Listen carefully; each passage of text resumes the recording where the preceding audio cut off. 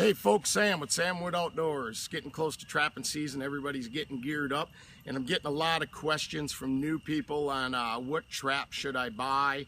And I'm also seeing probably it seems to be BS to me. There's a lot of people out there guiding new people or telling everybody that this trap right here is the do-it-all coon trap. If you buy these, you're going to catch coon no problem.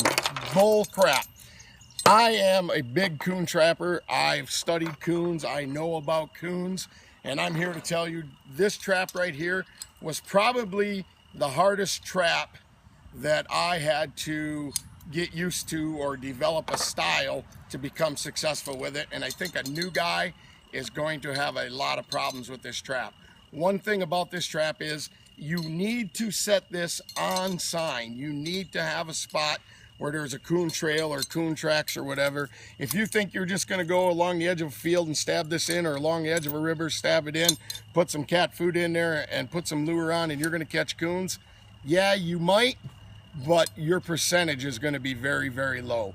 You really need to study coons and learn about coon trapping before you become very successful. And when I mean successful, I don't mean catching one coon here or there. I'm talking your percentages, you know, through the season is 30-40%. So this trap right here is probably the most overrated, over talked about coon trap that's ever been made. I think it's a great coon trap. I use it on my line, but I have to use it in the right spot. Next thing is, people call me and I tell them, you know, I'm a big 160 guy, or, you know, if you can use 220s, that's great. I like to trap coons and coon trails. I love dry land coon trapping. It's kind of my forte, and that's what I'm good at, and that's what I do. So the conibear is really good. Kind of the one thing that, being a big conibear guy, the one thing that kind of irks me or ticks me off is when people say that we need to get rid of the conibears because of the dog catches or whatever, and we need to go to the dog proofs. This is a great alternative. This is not an alternative to this. This is not an alternative to any trap. It's just another trap or another tool that we can use. So that being said, my best advice for a new trapper, somebody just getting into it, that needs to learn a little bit about coon sign and trails and what he's doing, is to buy the 1.5 coil spring. And you know, I get the Dukes because Dukes are just the traps I use. I like Dukes. They're inexpensive. You can buy a lot of them, and you can set a lot of traps.